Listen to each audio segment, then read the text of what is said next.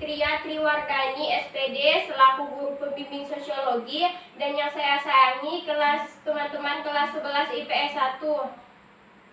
Pertama-tama marilah kita panjatkan puji dan syukur kehadirat Allah Subhanahu wa Ta'ala yang telah memberikan kita rahmat dan hidayahnya sehingga kita dapat berkumpul di kelas 11 IPS 1 tercinta ini.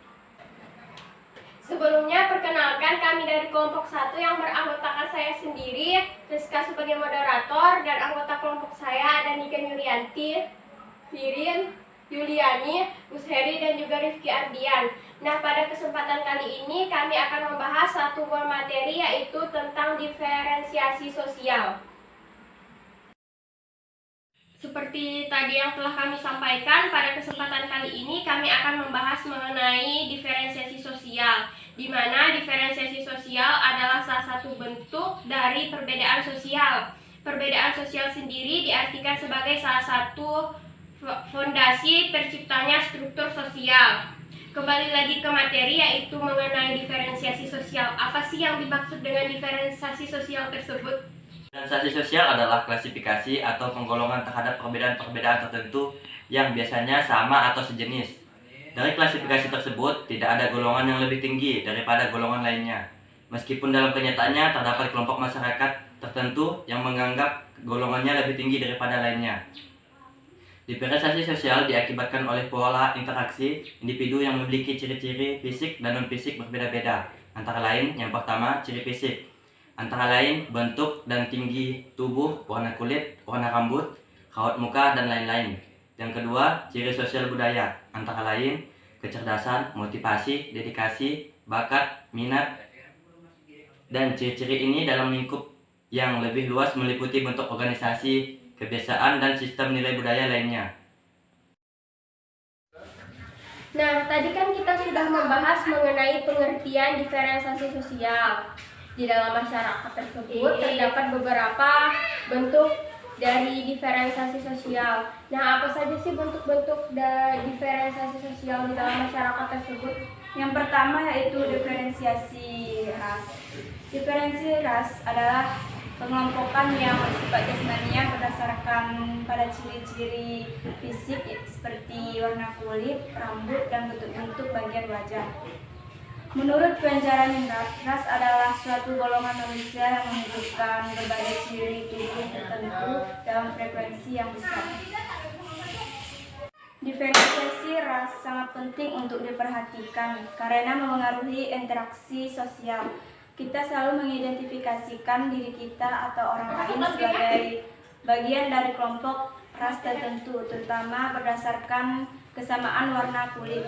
Oleh karena itu, pemahaman mengenai klasifikasi ras sangat diperlukan dalam rangka memahami perilaku manusia di masyarakat, karena perbedaan ras dapat menyebabkan terjadinya prasangka dan kesalahpahaman sosial di masyarakat.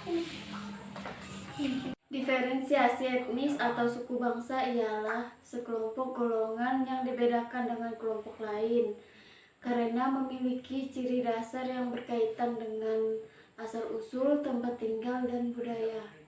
Definisi suku bangsa luas dan kompleks karena batas dan kesatuan manusia yang merasa dirinya terikat oleh keragaman kebudayaan. Suku bangsa sebagai hasil proses kekerabatan yang luas.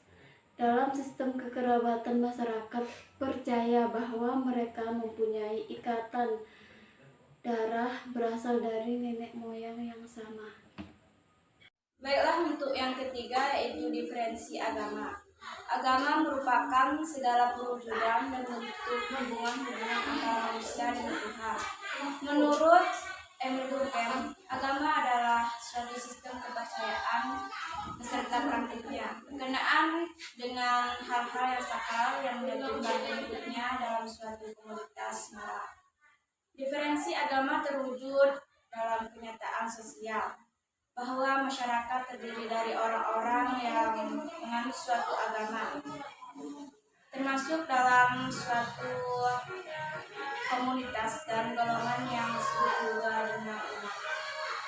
4. Diferensiasi klan. Pengertian klan menurut Ganjaningrat adalah suatu kelompok kekerabatan yang terdiri dari semua keturunan dari seorang nenek moyang yang diperhitungkan melalui garis keturunan sejenis, yaitu keturunan warga pria dan wanita. Bentuk diferensiasi sosial yang kelima itu ada diferensiasi pekerjaan.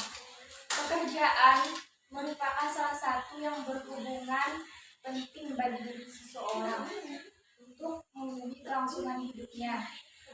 Melalui pekerjaan, seseorang akan mendapatkan imbalan dari hasil kerjanya. Pekerjaan sebagai sesuatu yang melekat bagi diri seseorang. Hakikatnya sama dengan derajat. Artinya, tidak ada pekerjaan yang bermartabat atau tidak bermartabat.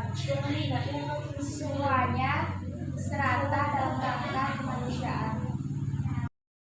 Nah, tadi kan kita sudah membahas mengenai pengertian diferensiasi sosial, juga bentuk-bentuk dari diferensiasi sosial. Kemudian apa sih contoh-contoh dari diferensiasi sosial yang ada di dalam masyarakat? Contoh pertama itu perbedaan warna kulit yang ada di masyarakat Indonesia. Contohnya warna kulit putih, kuning langsat, sawo matang, hitam, coklat, dan lain sebagainya. Yang kedua, penggolongan masyarakat Indonesia menurut agamanya, seperti Islam, Kristen, Hindu, Buddha, dan Konghucu. Yang ketiga, penggolongan masyarakat Indonesia menurut marga pada sukunya, seperti marga Nanggolian, Siahaan, Butar-Butar, Sinaga, Suku Minang, dan suku Batak. Contoh keempat adalah pengulangan masyarakat berdasarkan rasnya seperti Mongoloid, Kaukasoid, Negroid, dan lain sebagainya.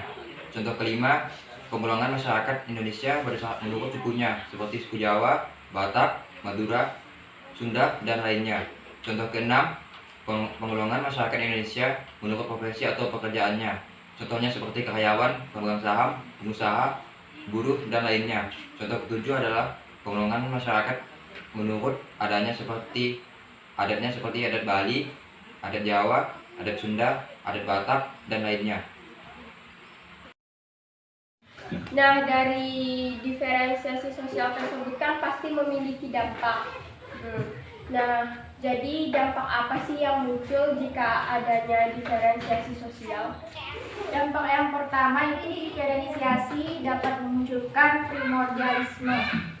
Nah, primordialisme sendiri diartikan sebagai anggapan yang dimiliki oleh setiap individu bahwa kelompoknya merupakan yang paling unggul daripada kelompok lainnya.